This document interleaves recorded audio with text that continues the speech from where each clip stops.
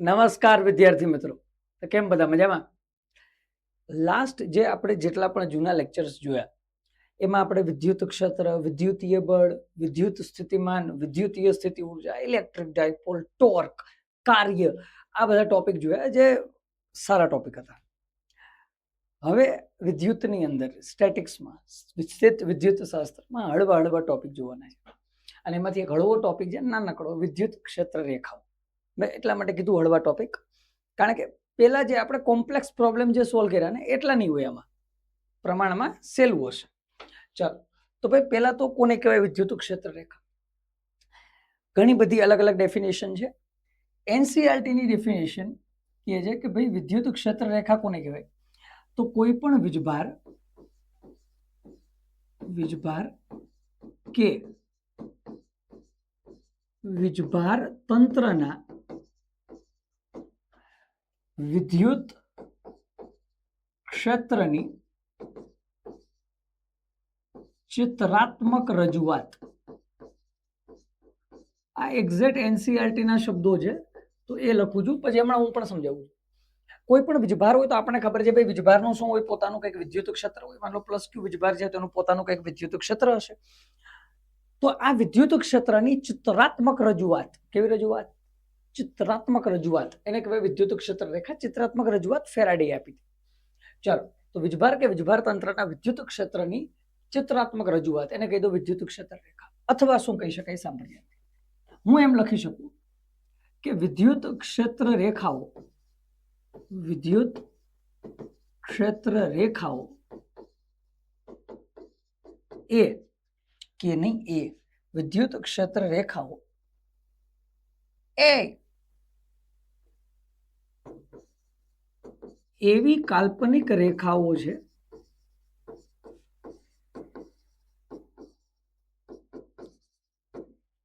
વિદ્યુત ક્ષેત્ર રેખાઓ એ એવી કાલ્પનિક રેખાઓ છે કે તેના પર રાખવામાં આવતા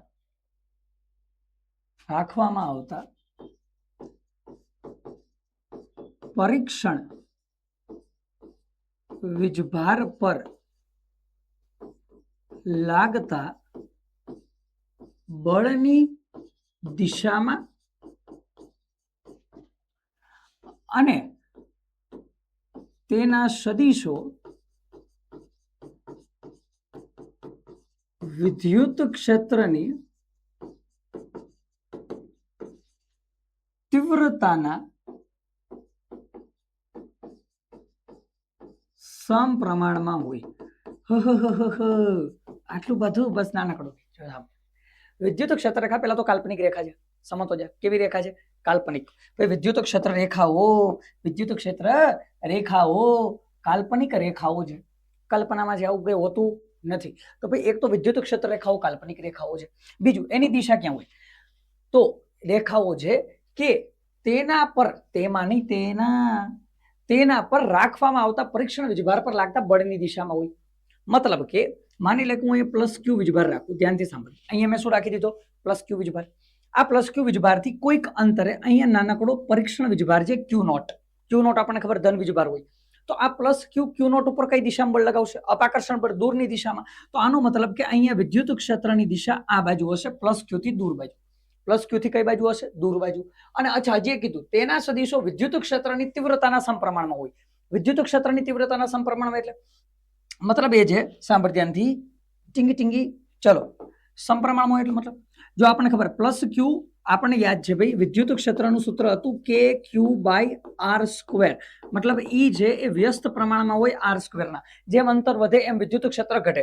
તો જો તું +Q ની નજીક વિદ્યુત ક્ષેત્ર વધારે તો સદિશ મોટો રાખવાનો, એનાથી દૂર વિદ્યુત ક્ષેત્ર નાનું તો સદિશ થોડોક નાનો કરી નાખવાનો, એનાથી દૂર વિદ્યુત ક્ષેત્ર હજી નાનું તો વિદ્યુત ક્ષેત્ર હજી નાનો કરી નાખવાનો સદિશ, એનાથી દૂર વિદ્યુત ક્ષેત્ર નાનું હજી નાનું સદિશ, એના નાનો સદિશ, એ ટીકી ટીકી ટીકી ટીકી ટીકી એકદમ નાના સદિશ થઈ જાય, દૂર જઈ ગયું. પણ દિશા કઈ હોય કે જો એના ઉપર હું પરીક્ષણ વીજભાર રાખું તો પરીક્ષણ વીજભાર પર લાગતા બળની દિશામાં દિશા રાખવાની, અને જેમ દૂર જઈએ એમ સદિશ નાનો નાનો નાનો નાનો નાનો બનાવતો જવાનો. કારણ કે વિદ્યુત ક્ષેત્રના સદિશ અહીંયા વિદ્યુત ક્ષેત્ર રેખાઓના સદિશ એ વિદ્યુત ક્ષેત્રની તીવ્રતાના કેવા હશે? સમપ્રમાણમાં. લો ભાઈ, તો આને કહેવાય વિદ્યુત ક્ષેત્ર રેખાઓ. ચલો બરાબર. ટૂંકમાં ઇમેજિનરી લાઈન છે કે આપણે આકૃતિ જોઈ અને કહી શકીએ કે ભાઈ જો આ બિંદુથી આ બિંદુ પર આવશું તો વિદ્યુત ક્ષેત્ર ઘટશે અને આપણને એની દિશા ખ્યાલ આવે. એના માટેની રજૂઆત, ચિત્રાત્મક રજૂઆત, એને જ આપણે શું કહી દઈએ છીએ? વિદ્યુત ક્ષેત્ર રેખાઓ. અચ્છા, માની લો કે મારે વિદ્યુત ક્ષેત્ર રેખા બનાવવી. મારે શું બનાવવી? વિદ્યુત ક્ષેત્ર રેખા. કઈ રીતના બનાવી શકશું તમે? હું અહીંયા લઈ લઉં પ્લસ ક્યુ વીજભાર. કયો વીજભાર રાખી દીધો? પ્લસ ક્યુ વીજભાર. તો આ પ્લસ ક્યુ વીજભારની વિદ્યુત ક્ષેત્ર રેખાઓ કેમ બનાવશું? સાંભળો. તો અહીંયા એક મોટો સદિશ આવશે. દૂરની બાજુ હશે તો ક્લિયર છે, કારણ કે પરીક્ષણ વીજભાર દૂરની. તો જો આ રીતના આ બની ગઈ વિદ્યુત ક્ષેત્ર રેખા. ટીંગી ટીંગી ટીંગી ટીંગી ટીંગી ટીંગી. લો, થઈ ગયું. અચ્છા, આમ પણ બનાવી શકો. લો, આ શું બની ગયું? એક ખાલી ધ્યાન રાખવાનું, એક ખાલી નાનકડી એક વસ્તુનું ધ્યાન રાખવાનું. શું? વિદ્યુત ક્ષેત્રના સદિશો દૂર જઈએ એમ કેવા થવા જોઈએ? નાના થતા જવું. લો, પ્લસ ક્યુ વીજભાર. અચ્છા, એવી રીતે માની લે કે માઇનસ ક્યુ વીજભાર બનાવો. શું બનાવો? માઇનસ ક્યુ વીજભાર. તો માઇનસ ક્યુ વીજભારની વિદ્યુત ક્ષેત્ર રેખાઓ અંદરની બાજુ આવતી જશે. અંદર આવો એમ મોટા સદિશ બનાવતી જાય. ચાલો,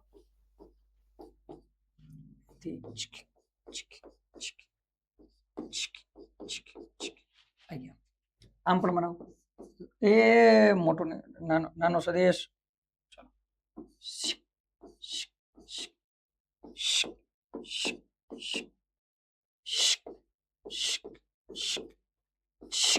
ચીંગી ચીંગી ચીંગી. ચલો બરોબર. આ એક બની ગયો પ્લસ ક્યુ, એક બની ગયો માઇનસ ક્યુ. આ થઈ ગઈ એની વિદ્યુત ક્ષેત્ર રેખાઓ. ધ્યાનથી સમજતું. માની લે કે પરીક્ષણ વીજભાર જે છે, જે કોઈ પણ પરીક્ષણ વીજભાર છે ક્યુ નોટ, એનું આ માઇનસ ક્યુ નજીક રાખવું તો શું કરશે? બોલ. આ માઇનસ ક્યુ, આ પ્લસ ક્યુ આને ખેંચે તો વિદ્યુત ક્ષેત્ર રેખાઓ અંદરની બાજુ આવી. આમાં વિદ્યુત ક્ષેત્ર રેખાઓ બહારની બાજુ. અને જેમ દૂર જઈએ એમ વિદ્યુત ક્ષેત્ર ઘટતું જાય તો સદિશોની લંબાઈ પણ કેવી થઈ ગઈ? ઘટતી. મતલબ કે અહીંથી હજી એક વસ્તુ હું એ પણ લખી શકું. શું લખી શકું? બોલ. કે અહીંયા વિદ્યુત ક્ષેત્ર રેખાની જે દિશા છે, કોની દિશા? વિદ્યુત ક્ષેત્ર રેખાની દિશા. એ આપણને વિદ્યુત ક્ષેત્રની દિશા આપે. કોની દિશા આપે? વિદ્યુત ક્ષેત્રની દિશા. અને આ વિદ્યુત ક્ષેત્ર રેખાના સદિશોની જે લંબાઈ છે એ આપણને વિદ્યુત ક્ષેત્રનું મૂલ્ય આપશે. શું આપશે? વિદ્યુત ક્ષેત્રનું મૂલ્ય આપશે. તો આની જે દિશા છે, જે બાજુ વિદ્યુત ક્ષેત્ર રેખાની દિશા, એ જ બાજુ વિદ્યુત ક્ષેત્રની દિશા. અને વિદ્યુત ક્ષેત્રના સદિશની લંબાઈ જેટલી વધારે એટલું જ વિદ્યુત ક્ષેત્રનું મૂલ્ય વધારે. ચલો કમ્પ્લીટ. તો ભાઈ આ હતું બેઝિક કોનું? વિદ્યુત ક્ષેત્ર રેખાઓનું.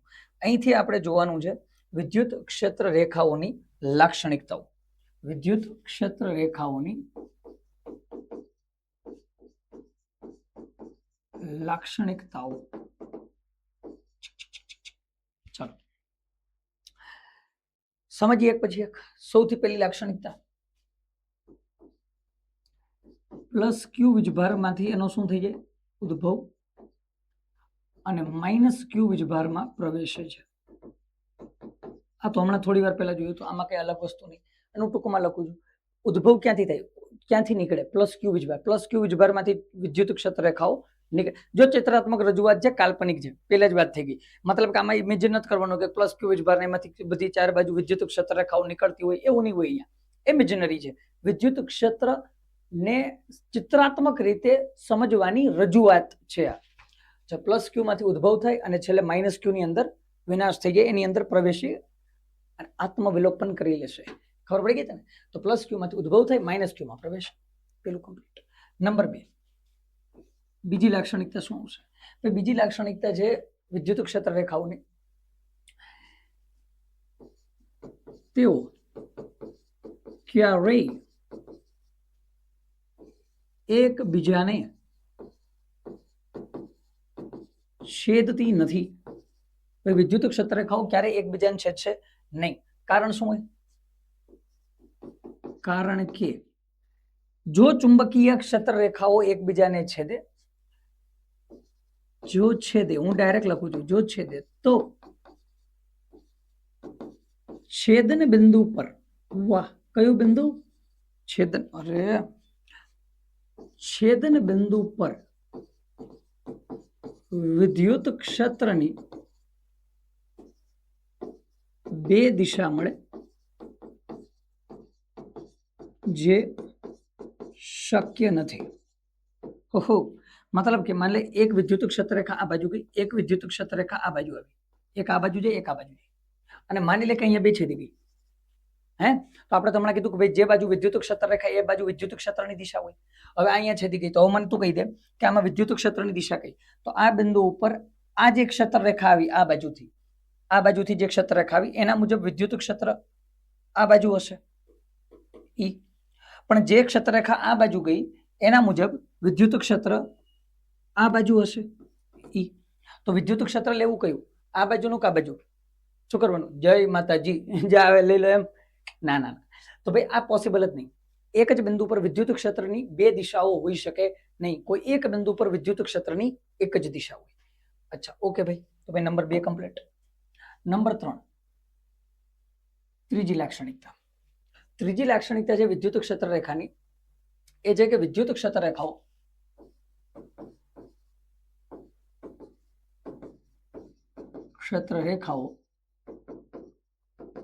બંધ ગાળો રચતી નથી. વિદ્યુત ક્ષેત્ર રેખાઓ બંધ ગાળો રચતી નથી. ભાઈ આ બંધ ગાળો નહીં બનાવતી. હે, કેમ? બંધ ગાળાનો મતલબ શું? તને યાદ હોય થોડું થોડું? જો યાદ હોય તો જ, લોડ નથી લેવાનો. એક ચુંબક હોય, અહીંયા ઉત્તર, અહીંયા દક્ષિણ. તો તને થોડુંક જો યાદ હોય તો યાદ કરજે. ચુંબકીય ક્ષેત્ર રેખા હોય ને, ચુંબકીય, એ ઉત્તરમાંથી નીકળીને ક્યાં જાય? દક્ષિણમાં. અને દક્ષિણમાંથી પાછી ક્યાં આવી જાય? ઉત્તરમાં. મતલબ આ બંધ ગાળો રચે. વિદ્યુત ક્ષેત્ર રેખા, ચુંબકીય ક્ષેત્ર રેખા હોય બંધ ગાળો રચે. N થી S, S થી N હંમેશા શું રચી નાખે? બોલ, બંધ ગાળો રચે. જો સર્કલ બનાવી નાખે. વિદ્યુત ક્ષેત્ર રેખાઓ ક્યારેય બંધ ગાળો રચતી નથી, ક્યારેય નહીં રચે. મતલબ કે એક્ઝેક્ટ ફોર્મેશન એવું હોય કે માન લે અહીંયા પ્લસ ક્યુ વીજભાર છે, અહીંયા માઇનસ ક્યુ વીજભાર છે, તો વિદ્યુત ક્ષેત્ર રેખા પ્લસ ક્યુ માંથી નીકળીને ક્યાં ગઈ? માઇનસ ક્યુમાં. પ્લસ ક્યુ માંથી નીકળીને ક્યાં ગઈ? માઇનસ ક્યુમાં. હા, પ્લસ ક્યુ માંથી માઇનસ ક્યુમાં જાય, પણ આવું કોઈ બંધ ગાળો રચશે નહીં. આ જ વિદ્યુત ક્ષેત્ર રેખા આમ ફરીને આમ પાછી નહીં જાય. સમજે ને? પ્લસ માંથી માઇનસમાં, પ્લસ માંથી માઇનસમાં. એવું નહીં થાય કે પ્લસ માંથી માઇનસમાં, માઇનસ માંથી પ્લસમાં. એવું પોસિબલ છે નહીં. તો વિદ્યુત ક્ષેત્ર રેખાઓ બંધ ગાળો રચતી નથી. ચાલો બરોબર, બંધ ગાળો નહીં રચ્યા. બીજું શું છે? નંબર 4, વિદ્યુત ક્ષેત્ર રેખાઓ હંમેશા સમમિતિમાં હોય. હંમેશા સમમિતિ ધરાવે. હંમેશા શું ધરાવે? સમમિતિ. સમમિતિનો મતલબ શું છે? અહીંયા ઉપરની આકૃતિમાં જ સમજી દઉં. સાંભળ ધ્યાનથી એક વસ્તુ જો. સમમિતિનો મતલબ છે, માની લો અહીંથી એક લાઈન બનાવી દેવાની એકદમ સેન્ટર પોઈન્ટમાંથી. ક્યાંથી? બેના સેન્ટર પોઈન્ટમાંથી લાઈન બનાવો તો જેટલી વિદ્યુત ક્ષેત્ર રેખા ઉપર એટલી જ નીચે. જેટલી વિદ્યુત ક્ષેત્ર રેખા ઉપર હોય એટલી જ ક્યાં હોય? નીચે. એમાં કોઈ દિવસ કોઈ ફેરફાર થશે નહીં. હે, માની લે કે અહીંથી એક બીજી ક્ષેત્ર રેખા મારે હજી એક અહીંથી બનાવવી, અહીંથી એક ક્ષેત્ર રેખા આ બાજુ બનાવવી. તો પ્રશ્ન છે, એક ક્ષેત્ર રેખા આ માઇનસ ક્યુમાં જ આવવાની છે, તો આ ક્ષેત્ર રેખા આમ જઈજો આ રીતે. અહીંથી ક્ષેત્ર રેખા થોડો આમ, મતલબ જે બાજુ ઉપરની સાઈડ બનશે એવી જ ક્યાં બનશે? નીચેની સાઈડ. એમાં કોઈ ફેરફાર થશે નહીં. અચ્છા, બીજો આનો મતલબ હજી એક છે. સમિતિમાં નહીં હોય મતલબ શું? માની લે કે અહીંયા પ્લસ ક્યુ વીજભાર, તો એમાંથી વિદ્યુત ક્ષેત્ર રેખાઓ બહાર નીકળે. તો એવું કોઈ દી નહીં થાય. સાંભળ ધ્યાનથી, સમજાવું તને. અને હું 4 સમતલમાં ડિવાઈડ કરી દઉં. ચાલો, એક સમતલ આ બાજુ, એક સમતલ આ બાજુ. તો આનો મતલબ શું? સાંભળ, કોઈ દી એવું નહીં થાય કે અહીંથી એક વિદ્યુત ક્ષેત્ર રેખા, બીજી વિદ્યુત ક્ષેત્ર રેખા, અહીંથી પણ એક વિદ્યુત ક્ષેત્ર રેખા, બીજી વિદ્યુત ક્ષેત્ર રેખા. ઉપરથી 4 નીકળી ગઈ, નીચેથી આવી જ નહીં. આવું પોસિબલ નથી. ટોટલ ઉપરની સાઈડ 4, તો ટોટલ નીચેની સાઈડ પણ 4. ટોટલ જમણી બાજુ 4, તો ટોટલ ડાબી બાજુ પણ 4. વિદ્યુત ક્ષેત્ર રેખાઓ હંમેશા સમમિતિમાં હોય. હંમેશા કેવી હોય? સમમિતિમાં. અચ્છા, અમુકને એક પ્રશ્ન થાય. અમુકને પ્રશ્ન થાય એ કે ચલો આટલું તો સમજી ગયા, બરોબર છે, બરોબર, પણ જ્યારે અલગ અલગ હોય તો માની લો કે આમાંથી 4 વિદ્યુત ક્ષેત્ર રેખા નીકળી, આમાં 4 અંદર પહોંચી ગઈ, તો આ બે બેલેન્સ થઈ ગયા, પ્લસ ક્યુ માઇનસ ક્યુ. માની લો આમાંથી 4 નીકળે ને આ બે જ એક્સેપ્ટ કરે, તો બેને જ મેળવી શકે એમ હોય તો એના માટે હમણાં આગળ આવશે. ચલો આટલું ક્લિયર. તો ભાઈ પેલું પ્લસ ક્યુ માંથી ઉદ્ભવ માઇનસ ક્યુમાં પ્રવેશે, તેવું ક્યારેય એકબીજાને છેદતી નથી. છેદે તો છેદન બિંદુ પર બે દિશા મળે, જે શક્ય નથી. વિદ્યુત ક્ષેત્ર રેખાઓ બંધ ગાળો રચતી નથી અને હંમેશા સમમિતિ ધરાવે. ચલો બરોબર છે, આગળ જઈએ. આગળની લાક્ષણિકતા શું છે? જો ભાઈ નંબર નેક્સ્ટ કહી દઉં છું, જેટલા હું એટલું. શું છે? જે કોઈ પણ વિદ્યુત ક્ષેત્ર રેખાઓ છે એની સંખ્યા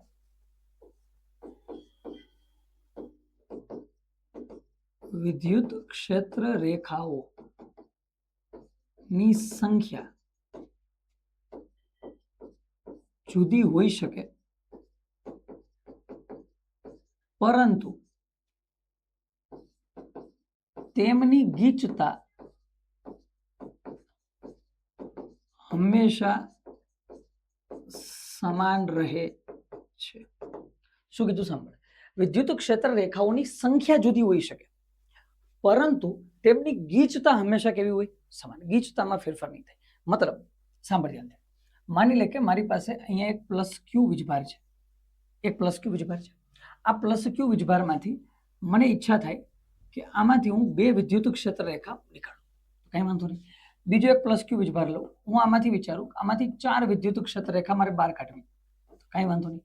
હજુ એક બીજો વીજભાર લઉં પ્લસ ક્યુ, મને ઈચ્છા થાય કે આમાંથી વિદ્યુત ક્ષેત્ર રેખાઓ મારે 8 બનાવવી છે. કેટલી બનાવી? 8. તો જો 3 વીજભાર છે, મતલબ ત્રણના મૂલ્ય સમાન છે. વીજભાર વિદ્યુત ક્ષેત્ર રેખાની સંખ્યા કેટલી બનાવવી એ આપણા ઉપર છે.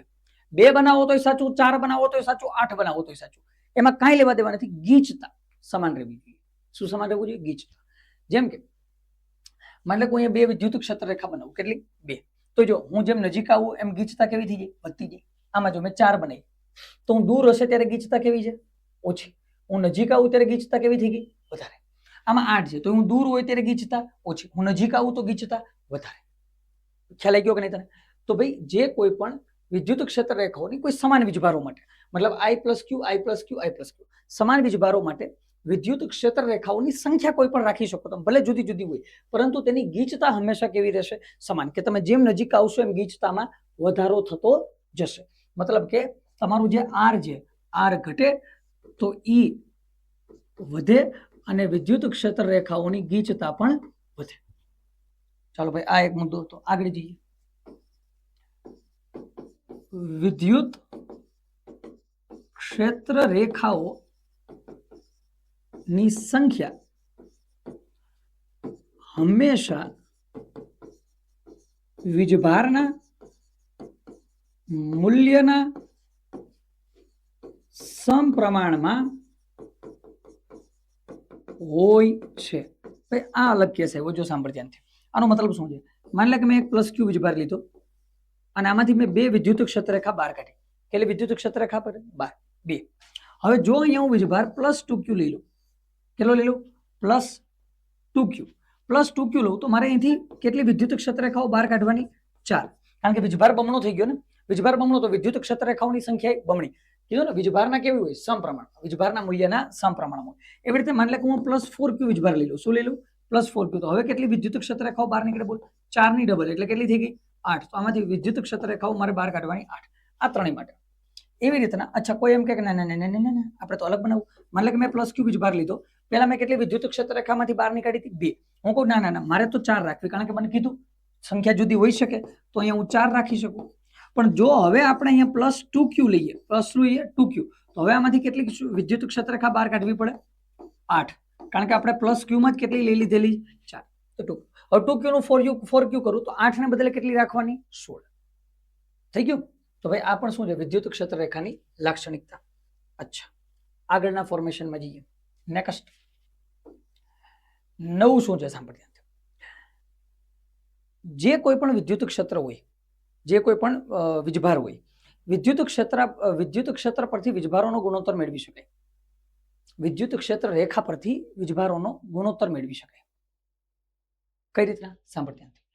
માની લે કે મારી પાસે અહીંયા એક પ્લસ ક્યુ વીજભાર છે. અચ્છા હું એમ કહી દઉં Q1 અને Q2 વીજભાર છે.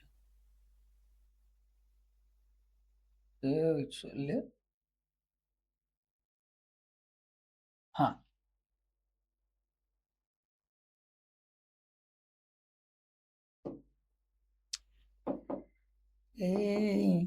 જીગી ચલો માની લે એમ કીધું અહીંયા મારી પાસે Q1 વીજભાર છે, અહીંયા મારી પાસે એક Q2 વીજભાર છે. તો બે વીજભાર આવી ગયા, Q1 અને Q2. આ બરોબર. હવે હું શું કહું? સાંભળ ધ્યાનથી. મારે ગુણોત્તર મેળવવો હમણાં તને કહી દેશે કે ભાઈ Q2 ના છેદમાં Q1 નો ગુણોત્તર કેટલો બોલો? ખબર પડી ગઈ? Q2 ના છેદમાં Q1 નો ગુણોત્તર કેટલો? એટલું ક્લિયર. અને વિદ્યુત ક્ષેત્ર રેખાઓ કેમ આપેલી છે સમજ. વિદ્યુત ક્ષેત્ર રેખા તને વિદ્યુત ક્ષેત્ર રેખા આમ આપી Q1 માંથી Q2, Q1 માંથી Q2, અચ્છા તો આમ આપી, બીજું તને આમ આપી દીધું એ આ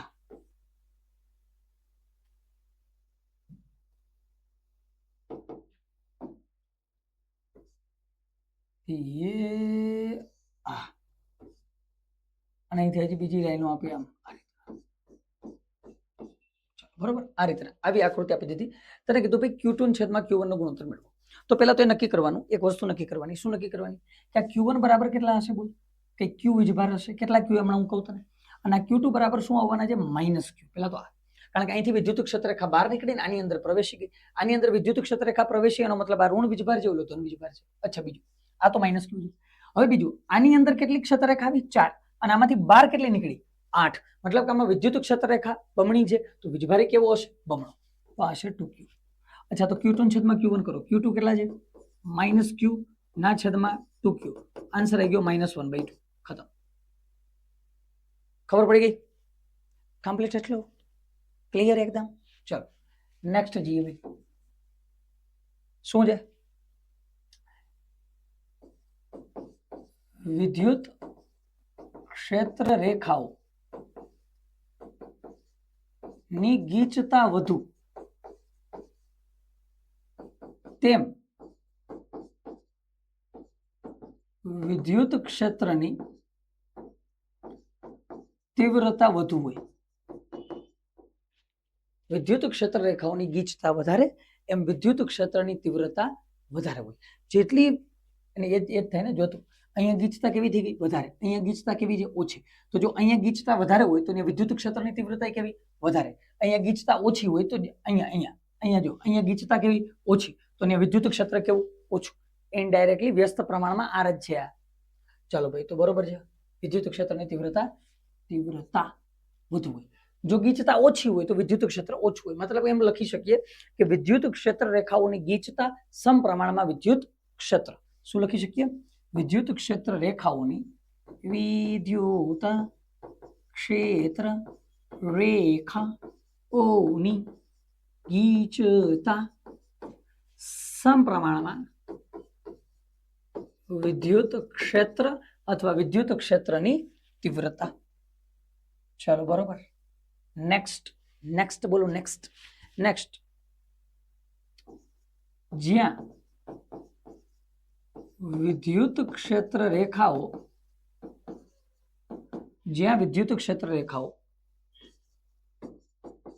એકબીજાને સમાંતર અને સમાન અંતરે આવેલ હોય ત્યાં વિદ્યુત ક્ષેત્ર અચળ અથવા સમાન બને છે. જો વિદ્યુત ક્ષેત્ર રેખાઓ એકબીજાને સમાંતર અને સમાન અંતરે આવેલી હોય, મતલબ કે ધારો કે વિદ્યુત ક્ષેત્ર રેખાઓ આવી રીતે આપણે આપી દીધી જઈ ગઈ. તો વિદ્યુત ક્ષેત્ર રેખાઓ એકબીજાને કેવી છે? સમાંતર છે. અને એકબીજાથી કેવી છે? સમાન અંતરે. આવી રીતે સમાંતર અને સમાન અંતરે આવેલી હોય તો કોઈ પણ બિંદુ ઉપર વિદ્યુત ક્ષેત્ર કેવું મળશે? સમાન. ચલો કમ્પ્લીટ. ચલો ભાઈ આગલી લાક્ષણિકતા. આગળના ફોર્મેશનમાં જઈએ. ચલો આના પછી શું આવે છે ભાઈ? આગળની આના પછી આગળ છે વિદ્યુત ક્ષેત્ર રેખાઓ હંમેશા વીજભારની સપાટીને લંબ હોય. આ સૌથી અગત્યની લાક્ષણિકતા છે. કારણ કે આના ઉપરથી જ એમસીક્યુ ક્રેક થશે. હમણાં જોશું 3-4 એમસીક્યુ આ એક લાક્ષણિકતા ઉપરથી થઈ જવાના છે. તો વિદ્યુત ક્ષેત્ર રેખાઓ હંમેશા વીજભારની સપાટીને કેવી હોય? લંબ. મતલબ કે માની લે કે આ વીજભાર છે +Q. તો એક ક્ષેત્ર રેખા આ બાજુ લંબ, એક આ બાજુ લંબ, એક આ બાજુ લંબ, એક આ બાજુ લંબ. બધી બાજુથી વિદ્યુત ક્ષેત્ર રેખાઓ હંમેશા સપાટીને કેવી હોય? લંબ. અને જો વિદ્યુત ક્ષેત્ર રેખાઓ સપાટીને લંબ હોય એનો મતલબ કે એ વિદ્યુત ક્ષેત્ર રેખાને જો પાછળ લંબાવો તો તે હંમેશા વીજભારના કેન્દ્રમાંથી પસાર થશે. ચલો બરોબર છે. બીજું, સુવાહક માટે અથવા હું કહી દઉં ધાતુ માટે જે કોઈ પણ ધાતુ હોય સુવાહક એના માટે વિદ્યુત ક્ષેત્ર કેવું હોય? 0. વિદ્યુત ક્ષેત્ર 0. અને જો વિદ્યુત ક્ષેત્ર 0 હોય તો એનો મતલબ કે એમાંથી વિદ્યુત ક્ષેત્ર રેખા બહારની બાજુ ઇમિટ થશે નહીં. આને ડિટેલમાં ક્યાં સમજશું? ભાઈ આને ડિટેલમાં આપણે સમજશું જ્યારે આપણે કેપેસિટર વગેરે ભણશું. શું ભણશું? કેપેસિટર વગેરે. કારણ એ હોય કે ધારો કે અહીંયા કોઈ પણ એક પદાર્થ છે, આની અંદર ઘણા બધા કોઈ વાહક છે, મતલબ કે ધાતુ પદાર્થ છે, ધાતુ હોય અને કોઈ બાહ્ય વિદ્યુત ક્ષેત્ર આપી દો. તમે શું આપી દીધું? બાહ્ય વિદ્યુત ક્ષેત્ર. હવે જો બાહ્ય વિદ્યુત ક્ષેત્ર હાજર હોય તો આપણને ખબર છે ઇલેક્ટ્રોન વિદ્યુત ક્ષેત્રની વિરુદ્ધમાં જશે અને પ્રોટોન વિદ્યુત ક્ષેત્ર તરફ જશે. તો આ બાજુ કોણ આવવા લાગે? Plus plus plus plus. આ બાજુ માઇનસ માઇનસ માઇનસ માઇનસ. તો એક બાજુ પ્લસ અને એક બાજુ માઇનસ જમા થયા. આપણને ખબર વિદ્યુત ક્ષેત્ર ક્યાં જાય? પ્લસ થી માઇનસ બાજુ. હમણાં જોઈ લીધું આપણે. તો એક વિદ્યુત ક્ષેત્ર અંદરની બાજુ બની જાય. એને કહેવાય ઈ પ્રેરિત. એને શું કહેવાય? ઈ પ્રેરિત. અને મેજોરિટી કેસમાં કારણ એ હોય કારણ કે ધાતુ છે ને, ધાતુ પાસે ફ્રી ઇલેક્ટ્રોનનો દરિયો છે. સમજાય છે ને? ફ્રી ઇલેક્ટ્રોન જથ્થાબંધમાં જેટલા જોતા એટલા ભરીને જાય એની પાસે. કોની પાસે? ધાતુ પાસે. તો તમે એક બહારથી વિદ્યુત ક્ષેત્ર આપ્યું એને હું કહી દઉં છું ઈ બાહ્ય. એ અને અંદર એટલા ઇલેક્ટ્રોન છે કે બહાર જેટલું વિદ્યુત ક્ષેત્ર ધાતુ તત્વ પોતાની અંદર બનાવી નાખે. જેટલું વિદ્યુત ક્ષેત્ર બહાર હતું એટલું અંદર બની ગયું. તો બરાબર થઈ ગયું ઈ પ્રેરિત. પણ ઈ પ્રેરિતની દિશા કેવી હોય? વિરુદ્ધ. તો આનો મતલબ એમ કે ઈ નેટ પરિણામી વિદ્યુત ક્ષેત્ર કેવું થઈ જાય? 0. ખબર પડી ગઈ? એટલે સુવાહકો જે કોઈ પણ હોય એના માટે વિદ્યુત ક્ષેત્ર કેવું થઈ જાય? 0. પરિણામી વિદ્યુત ક્ષેત્ર 0 થાય તો એના માટે વિદ્યુત ક્ષેત્ર રેખાઓ હોતી નથી. ચલો કમ્પ્લીટ. ક્લિયર? આટલું ખાતર. લો ભાઈ, આટલી લાક્ષણિકતાઓ હતી વિદ્યુત ક્ષેત્ર રેખાઓની. કમ્પ્લીટ. ક્લિયર? ચાલો અહીંથી આગળ જશું.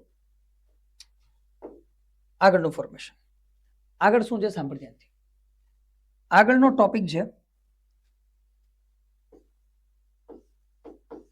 એ જે વિદ્યુત ફ્લક્સ. શું છે બોલ? આગળનો ટોપિક વિદ્યુત ફ્લક્સ. ખૂબ સહેલો ટોપિક છે વિદ્યુત ફ્લક્સ. ફ્લક્સ તો શું છે ભાઈ? વિદ્યુત ફ્લક્સ જોઈએ ધ્યાનથી. વિદ્યુત ફ્લક્સ શું છે? એમ કહી શકો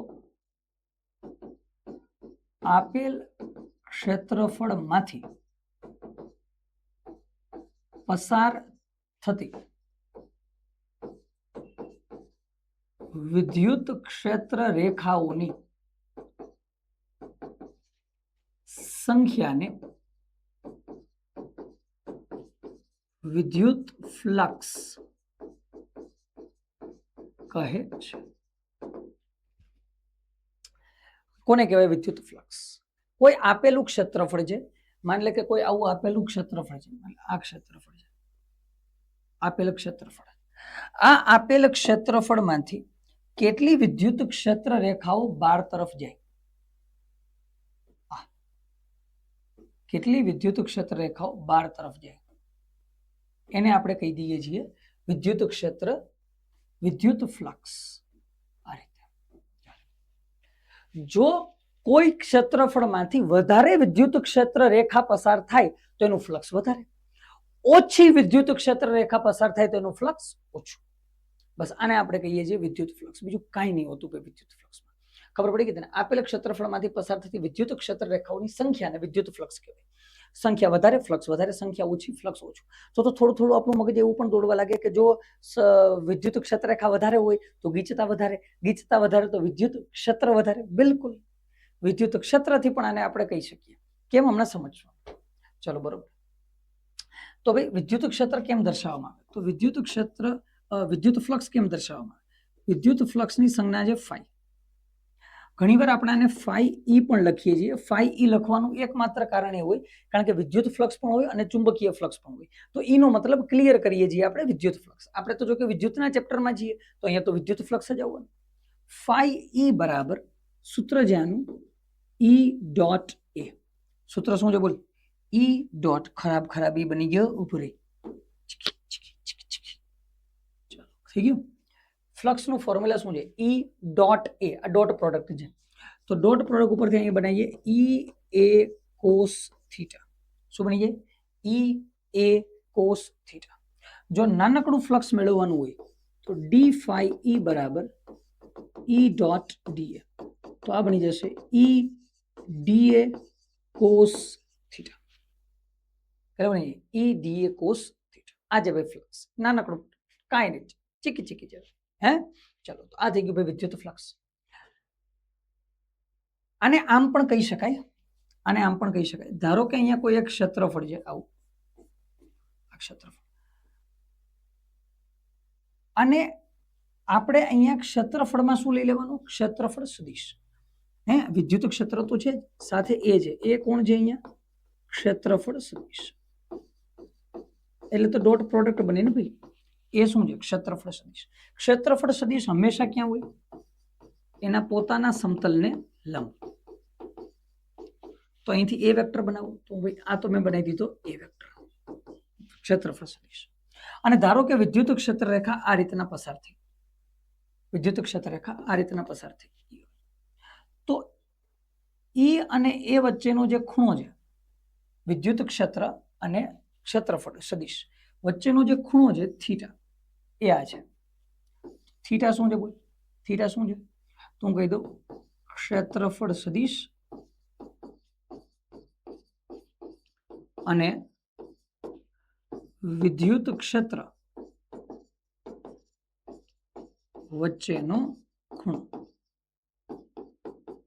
હે ભાઈ અહીંયા થીટા કોણ છે ક્ષેત્રફળ સદિશ અને વિદ્યુત ક્ષેત્ર વચ્ચેનો ખૂણો એને કહેવાય થીટા અહીંથી આમ પણ કહી શકાય ને કે ઈ થીટા આ બાજુ છે તો ધ્યાનથી જોજે બે સમાન દિશામાં કોણ આવી ગયા બોલ ફાઈ ઈ બરાબર મારે કરવાનું શું છે વિદ્યુત ક્ષેત્ર ગુણ્યા ક્ષેત્રફળ તો જો આ ઈ છે ઈ એને આમ લેતો આવ્યું tick tick tick tick tick tick tick tick tick તો આ ઈ છે તો આ બાજુ શું બની ગયું ઈ કોસ થીટા અથવા આ એ છે તો આ બાજુ શું બની ગયું એ કોસ થીટા તારે જે લેવું એ બેને સમાન દિશામાં લઈ લે તો હું ઈ ને જો એ બાજુ લઈ લઉં તો અહીંયા થઈ જાય ઈ કોસ થીટા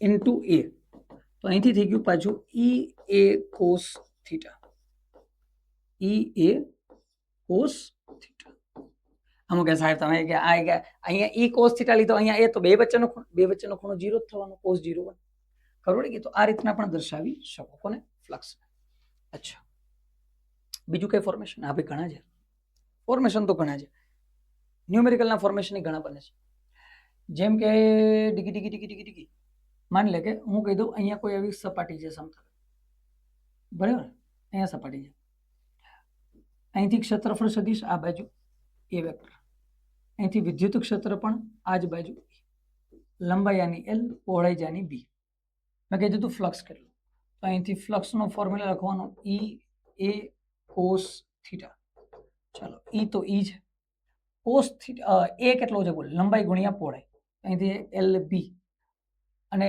બે વચ્ચેનો ખૂણો કેટલો છે તો ભાઈ ખૂણો 0 છે તો કોસ 0 1 તો ફ્લક્સ કેટલો આવી ગયો બોલ ઈ એલ બી ફ્લક્સ કેટલો આવી ગયો ઈ એલ બી ખતમ કાંઈ નહીં એલ ભાઈ અચ્છા માની લે કે આવી સપાટી આપી આ સપાટી છે થઈ ગયું આ બાજુ ક્ષેત્રફળ સદિશ એ વેક્ટર અને આ બાજુ આપી દીધું વિદ્યુત ક્ષેત્ર ઈ અને હું તને ત્રિજ્યા આપી દઉં છું આર અને ત્રિજ્યા કેટલી છે આર તો હવે શું બનશે બોલ ફ્લક્સ બરાબર ઈ એ કોસ થીટા થઈ ગયું ઈ કેટલા છે બોલ ઈ તો ઈ છે ક્ષેત્રફળ કેટલું છે બોલ તો ભાઈ ક્ષેત્રફળ સર્કલ છે તો કેટલું થવાનું છે પાઈ આર સ્ક્વેર કોસ થીટા ખતમ માન લે ખૂણો આપેલો છે ધારો કે બે વચ્ચેનો ખૂણો આપ્યો હોય 60 ડિગ્રી કેટલો ખૂણો આપ્યો 60 તો હવે અહીંયા ફ્લક્સ કેટલું થશે ઈ પાઈ આર સ્ક્વેર કોસ 60 ડિગ્રી અને કોસ 60 આપણને ખબર કેટલા થઈ જાય બાય 2 તો ઈ પાઈ આર સ્ક્વેર બાય 2 ખતમ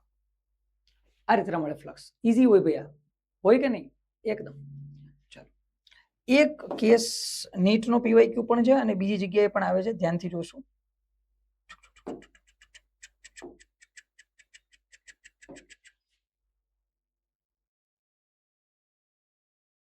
માની લો આવી રીતના હું એક સિલિન્ડર બનાવી દઉં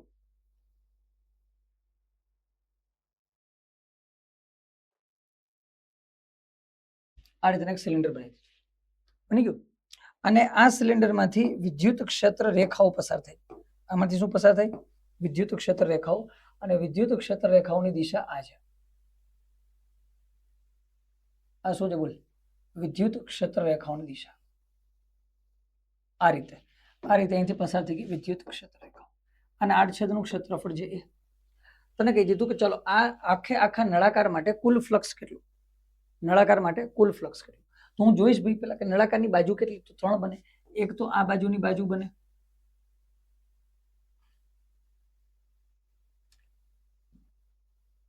ટીકી. ચલો એક તો આનો ક્ષેત્રફળ સદિશ ક્યાં બનશે? 12 તરફ.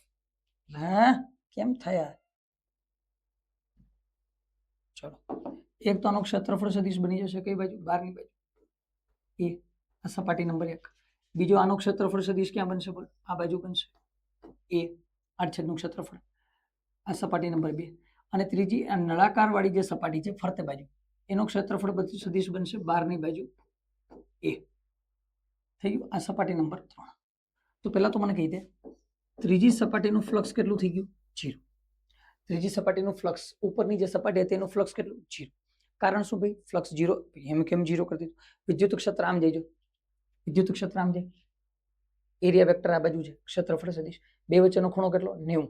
તો અહીંયા થશે EA cos 90. cos 90 બરાબર 0. તો ત્રીજી સપાટીનું ફ્લક્સ તો 0 થઈ ગયું. અચ્છા φ1 કેટલા? તો અહીંયા લખો ભાઈ વિદ્યુત ક્ષેત્ર કેટલું છે? E. ક્ષેત્રફળ કેટલું છે? A. અને બે વચ્ચેનો ખૂણો કેટલો? cos 180. તો અહીંથી φ1 બરાબર શું થશે? -EA. cos 180 is -1. φ2 કેટલા થશે બોલ? φ2 થવાના છે EA cos 0. કેમ 0? જો વિદ્યુત ક્ષેત્ર અને ક્ષેત્રફળ બે સમાન દિશામાં આવી ગયા તો અહીંથી તો કેટલા આન્સર આવવાનો? EA. તો ભાઈ કુલ ફ્લક્સ કેટલું? φ નેટ બરાબર φ1 પ્લસ φ2 પ્લસ φ3. φ1 કેટલા આવ્યા? -EA. φ2 કેટલા આવ્યા? +EA. φ3 કેટલા આવ્યા? 0. Total answer 0. તો યાદ રાખી લે, કોઈ પણ બંધ સપાટી હોય, ચારે બાજુથી બંધ સપાટી હોય, એમાં હંમેશા ફ્લક્સ કેટલું આવશે? 0. આનો હજી એક એક્ઝામ્પલ છે. માની લે કે હું રેન્ડમ સ્કેચ બનાવું છું. માની લે કે આવું કોઈ એક સમઘન આપી દીધું તને. શું આપી દીધું? સમઘન. અને આ સમઘનમાં તને કહી દીધું કે આમાંથી વિદ્યુત ક્ષેત્ર પસાર થાય. સમઘનમાંથી શું પસાર થાય? વિદ્યુત ક્ષેત્ર. આ રીતના સમઘનમાંથી વિદ્યુત ક્ષેત્ર પસાર થાય. તો તમે કીધું ચલો આ સમઘનનું કુલ ફ્લક્સ કેટલું? તો ભાઈ તારે કાંઈ નહીં વિચારવાનું, આંખો બંધ કરીને તારે φ નેટ આખા સમઘન માટે કેટલા લખી નાખવાના? 0. આવું થવાનું કારણ શું હોય? આવું થવાનું કારણ એ હોય કે જ્યારે આવી સપાટીઓ લો ને તો એમાંથી મોટા ભાગની સપાટીનું ક્ષેત્રફળ સદિશ તો વિદ્યુત ક્ષેત્રને કેવો થઈ જશે? લંબ. તો એનું ફ્લક્સ તો પહેલેથી કેવું થઈ જવાનું? 0. પ્લસ બીજી જે વધારાની ક્ષેત્ર રેખાઓ હશે એમાં જો અહીંથી ક્ષેત્ર રેખાઓ પ્રવેશે, અહીંથી બહાર નીકળે, તો જ્યાં પ્રવેશે ત્યાં ખૂણો કેટલો થઈ જાય? 180. અને જ્યાંથી બહાર નીકળે ત્યાં ખૂણો કેટલો થઈ જાય? 0. ખબર પડી? અથવા માની લો કે સમઘન છે તો જેટલી ક્ષેત્ર રેખાઓ પ્રવેશી એટલી જ બહાર વહી ગઈ. હે તો અહીંથી માની લો કે 10 ક્ષેત્ર રેખા આવી, અહીંથી 10 બહાર વહી ગઈ. તો ભાઈ અહીંથી 10 અંદર 10 અહીંથી 10 અંદર આવે, અહીંથી 10 બહાર જાય, તો પરિણામી ફ્લક્સ કેટલું થઈ જાય? 0. ચલો કમ્પ્લીટ. તો ભાઈ આવા નાના નાના કેસ હોય ફ્લક્સના. હવે અહીંથી પ્રશ્નો જોશું ભાઈ, એક પછી એક ધ્યાનથી જોતો જાઓ. એક પછી એક પ્રશ્નો જોતા જશું. ફ્લક્સ અને વિદ્યુત ક્ષેત્ર રેખાઓમાંથી જે પ્રશ્નો છે, પ્રશ્નો અતિશય અતિશય અતિશય ખૂબ ખૂબ ખૂબ સહેલા છે. ધ્યાનથી જોજે એક પછી એક. સૌથી પહેલું આકૃતિમાં એક વિદ્યુત ભારિત પદાર્થમાંથી નીકળતું વિદ્યુત ક્ષેત્ર રેખા દર્શાવેલ છે. આ થોડોક ડાયાગ્રામ ઝાંખો છે, તને દેખાય છે? હા દેખાય છે, નથી વાંધો. જો એ અને બી આગળ વિદ્યુત ક્ષેત્ર E અને EB હોય તો એ અને બી વચ્ચેનું અંતર r છે. તો ચલો 4 ઓપ્શન આપ્યા. પેલા બે ઓપ્શન છે E અને EB કોણ વધારે છે અથવા છેદમાં r અને r² આપેલા છે. ચાલો તો ભાઈ મેળવીએ. અહીંયા તારે ખાલી જોવાનું એટલું કે વિદ્યુત ક્ષેત્ર રેખાઓ અહીંયા નજીક છે, અહીંથી આમ દૂર દૂર દૂર દૂર જતી જાય. દિશાઓ આ જ આપેલી છે. તો અહીંથી વિદ્યુત ક્ષેત્ર રેખાઓ ધીમે ધીમે ધીમે ધીમે કેવી જાય? દૂર. તો અહીંથી જો ક્લિયર દેખાય, ક્લિયર શું દેખાય બોલ? અહીંથી ક્લિયર દેખાય કે અહીંયા વિદ્યુત ક્ષેત્ર રેખાઓની ગીચતા વધારે છે, અહીંયા વિદ્યુત ક્ષેત્ર રેખાઓની ગીચતા ઓછી છે. અહીંયા ગીચતા વધારે, અહીંયા ગીચતા ઓછી. તો એ ઉપર વિદ્યુત ક્ષેત્ર કેવું હશે? વધારે. અને બી ઉપર વિદ્યુત ક્ષેત્ર કેવું હશે? ઓછું. E greater than EB. Option A is correct. આમાંથી ખૂબ સહેલા પ્રશ્નો આવે છે, જોતો જા. ચલો નેક્સ્ટ આવી જાવ. એક વીજભાર રહિત ધાતુનો ગોળો બે વીજભારિત પ્લેટની વચ્ચે મૂકવામાં આવે આકૃતિમાં દર્શાવેલ વિદ્યુત ક્ષેત્ર રેખાઓ કેવી દેખાશે? ચલો ભાઈ, કેવી દેખાય એ કહેવાનું છે. પેલા નંબર 1 આવ્યું, આમાં તો જો સીધે સીધું પ્લસ માંથી માઇનસ માં આવે. હા, એ ચારે ચારમાં જો આમે plus minus plus minus plus minus plus minus, તો એમાં બધાય સાચા. બીજું શું છે બોલ? પેલા તો આને જોતે હતું, આવું તો કોઈ દી પોસિબલ જ નહીં. શા માટે? આ ભાગ જો, આ ભાગ આપણે કીધું તો વિદ્યુત ક્ષેત્ર રેખા હંમેશા સપાટીને કેવી હોય? વીજભારની સપાટીને લંબ હોય. અહીંયા લંબ નથી, અલગ ખૂણે આપાત થાય. તો ચાલો, આ આકૃતિ તો ખોટી, પેલી આકૃતિ ખોટી. બીજી આકૃતિ ફરીથી એ જ પ્રશ્ન છે, સમાંતર પસારને તો ખોટું. લંબ રૂપે આપાત નહીં થતું. અહીંયા હા, આમાં લંબ રૂપે આપાત થયું, સાચું. આમાં નહીં, આમાં એક્ઝેક્ટ લંબ રૂપે આપાત નહીં થાય, કારણ કે જો બધા સદિશો અલગ અલગ છે. તો આ આકૃતિ ખોટી. તો ઓપ્શન સી ઇઝ કરેક્ટ. આમાં ખાલી એક જ વસ્તુ તાર જોવાની હતી કે વિદ્યુત ક્ષેત્રના સદિશો હંમેશા વીજભારની સપાટીને કેવા હોય? લંબ, અને પ્લસ થી માઇનસ બાજુ. ચલો ભાઈ, કમ્પ્લીટ. નેક્સ્ટ આવો. એક ધાતુના નક્કર ગોળાને સમાન વિદ્યુત ક્ષેત્રમાં મૂકવામાં આવે. બળની રેખાઓ આકૃતિમાં દર્શાવેલ કયા માર્ગને અનુસરે? ચલો, કયા માર્ગને અનુસરે? બોલ ભાઈ, કયા માર્ગને અનુસરે? આવો માર્ગ તો થાય જ નહીં. θ 90 થવો જોઈએ. આ માર્ગે નહીં થાય, θ 90 થવો જોઈએ. આ માર્ગે નહીં થાય, θ 90 થવો જોઈએ. આ માર્ગ થઈ જાય, θ 90 થઈ ગયું, ખતમ. નંબર 4. કાંઈ જોતું બેઝિક જે ભાઈ. ચલો નેક્સ્ટ. આકૃતિ વિદ્યુત ક્ષેત્ર અનુરૂપ કેટલું વિદ્યુત ક્ષેત્ર રેખા દર્શાવે? આકૃતિ શું સૂચવે? એચ.સી. વર્માની જ આકૃતિ. બેઠે બેઠું લઈને પૂછી જ બધી. સાંભળ ધ્યાનથી. તો જો એ અને સી જો, પહેલા તો કોને જો? એ અને સી. એ અને સી ઉપર ગીચતા એક તો વધારે છે. જો અહીંયા એ ઉપર ને સી ઉપર ગીચતા કેવી છે? વધારે, અને સમાન છે. તો પહેલું તો મને એ ખબર પડી ગઈ કે ઈ એ બરાબર ઈ સી થવાનું અહીંયા, કારણ કે બે ઉપર ગીચતા સમાન છે. એ અને સી કરતા બી ની ગીચતા કેવી છે? ઓછી. ક્ષેત્રરેખાઓ દૂર દૂર વહી ગઈ. બી ની ગીચતા ઓછી છે, એનો મતલબ આ બે વધારે હશે. કોના કરતા? ઈ બી કરતા. સંબંધ મળી ગયો. ઈ એ બરાબર ઈ સી ગ્રેટર ધેન ઈ બી. ખતમ, ક્લિયર. ચાલો બાળકો, આગળ જઈએ. આર ત્રિજ્યા એલ લંબાઈ ધરાવતા નળાકારને નળાકારની અક્ષને સમાંતર એવા સમાન વિદ્યુત ક્ષેત્રમાં મૂકવામાં આવે તો નળાકાર સપાટી માટે, આ તો હમણાં કર્યું તેવું જ છે. આર ત્રિજ્યા છે, એલ લંબાઈ, એનું નળાકાર છે, નળાકારની અક્ષને સમાંતર એવા વિદ્યુત ક્ષેત્રમાં મૂકવામાં આવે. મતલબ સમજવું. હે જોતો, માન લે અહીંયા હું એક નળાકાર બનાવું.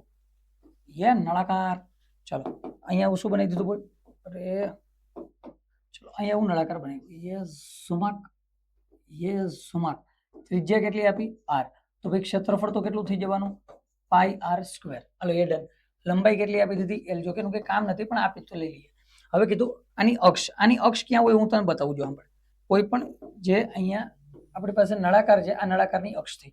હવે તને શું પ્રશ્ન પૂછ્યો જ બોલ કે ભાઈ વિદ્યુત ક્ષેત્ર છે એ નળાકારની અક્ષને સમાંતર છે, મતલબ આ દિશામાં વિદ્યુત ક્ષેત્ર છે. જો તો હમણાં તો કેસ બતાવ્યો હતો તને, અહીંથી જેટલી પ્રવેશે એટલી અહીંથી બહાર નીકળે તો ફ્લક્સ કેવું થઈ જાય? 0. ખતમ. આગળ જઈએ ભાઈ. એક બંધ સપાટી માટે અંદરની તરફ અને બહારની તરફના વિદ્યુત flux newton into metre square પર કુલમ એકમમાં અનુક્રમે 8×10³ અને 4×10³ છે. તો સપાટીની અંદરનો વીજભાર, ભૂલથી ગોસ આવી ગયો ભાઈ. આ શું છે? ગોસ છે. કોણ છે? ગોસ. ભૂલ થઈ ગયો દાખલો. આગળના લેક્ચરમાં લઈ લેશું, કારણ કે મેં ગોસ ભણાવ્યું નહીં ને, સ્લાઇડમાં આવી ગયો ભૂલથી ગોસનો દાખલો. ચલો આગળનો દાખલા. એક વિસ્તારમાં વિદ્યુત ક્ષેત્ર વેક્ટર E બરાબર AI cap plus BJ cap છે. ઓકે, જ્યાં A અને B અચળાંક છે.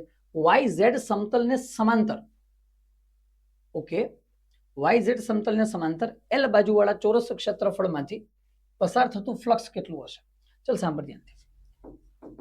E વેક્ટરનું ફોર્મેશન કેટલું આપ્યું બોલ? AI cap plus BJ cap.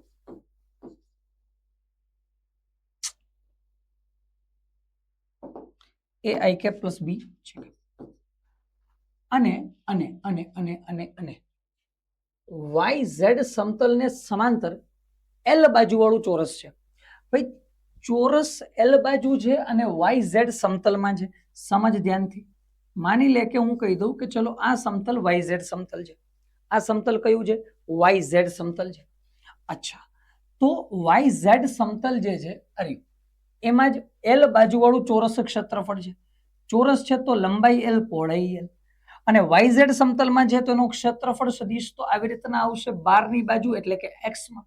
તો આનો ક્ષેત્રફળ સદિશ એ વેક્ટર કેટલો થશે L સ્ક્વેર I કેપ કેટલો થઈ જશે L square I cap L square I cap ચાલો બરોબર છે ભાઈ એકદમ perfect L square I cap છે બરોબર તો ફ્લક્સ કેટલું ચલો ફ્લક્સ મળી ફ્લક્સ E બરાબર વેક્ટર E વેક્ટર A ચલો કમ્પ્લીટ A કેટલા આવ્યા બોલો A I cap plus B છે કેપ ડોટ A વેક્ટર કેટલા છે બોલો A વેક્ટર જે આપણી પાસે L સ્ક્વેર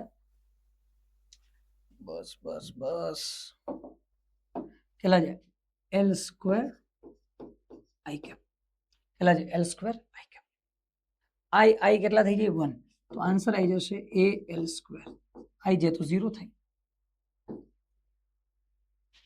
શું થાય છે યાર ચલો તો આન્સર શું આવી જશે બાળક A L સ્ક્વેર કમ્પ્લીટ ચલો આગળ જઈએ YZ સમતલ પાછું એ જ આવ્યું YZ સમતલ તો ભાઈ ક્ષેત્રફળ સદિશ x માં હોવાનો તો I કેપ થવાનું અને સમતલ ક્ષેત્રફળ તને પહેલેથી આપી દીધું A બરાબર વેક્ટર A બરાબર 20 I કેપ મીટર સ્ક્વેર આ ક્ષેત્રફળ છે પસાર થતું વિદ્યુત ક્ષેત્ર આપી દીધું ભાઈ કેટલું આપ્યું 24 I cap plus 30 J cap plus 28 K cap નું ફ્લક્સ કેટલું હશે ચલો તો ભાઈ ખતમ થઈ ગયું phi is equal to vector E dot vector A vector E લખો 24 I કેપ પ્લસ 30 હું આખું લખું છું બાકી તને ખબર છે શું થવાનું હોય 28 K કેપ ડોટ અહીંયા કેટલા હોવાના છે બોલ 20 I કેપ તો I કેપ સાથે I કેપ મેચ થશે બાકી બધું JI0 KI0 24 બે કેટલા 480 I કેપ તો કેટલા થઈ જશે 1 તો newton metre square coulomb inverse complete કે નહીં અને આ તો તને ખબર પડી ગઈ હશે ને phi બરાબર E A હોય E નો મતલબ શું થાય બોલ ન્યૂટન પર કુલમ ઇન્ટુ મીટર સ્ક્વેર તો એકમ કયો થઈ ગયો ન્યૂટન મીટર સ્ક્વેર પર કુલમ ચલો કમ્પ્લીટ ખતમ દાખલો 480 આન્સર એક વિસ્તારમાં વિદ્યુત ક્ષેત્રની તીવ્રતા પાછું એનું S બરાબર આમાં તો ડાયરેક્ટ કહી દીધું S ક્ષેત્રફળ છે અહીંયા S બરાબર A બરાબર કેટલા ભાઈ 10 I કેપ અને વિદ્યુત ક્ષેત્ર કેટલું આવ્યું બોલ 2 I cap plus 3 J cap plus K cap flux કેટલું થશે બોલ E ડોટ A E માંથી હું ખાલી I ને જ લઈ લઉં મને ખબર I જ લેવાનો અહીંથી 2 I કેપ ડોટ કેટલા થઈ જશે બોલ 10 I કેપ આન્સર કેટલો 20 ન્યૂટન પર metre square coulomb inverse answer આવી ગયો ખતમ ચાલો બાળકો આજે અહીં સુધી રાખશું ઘણું ભણ્યા આજે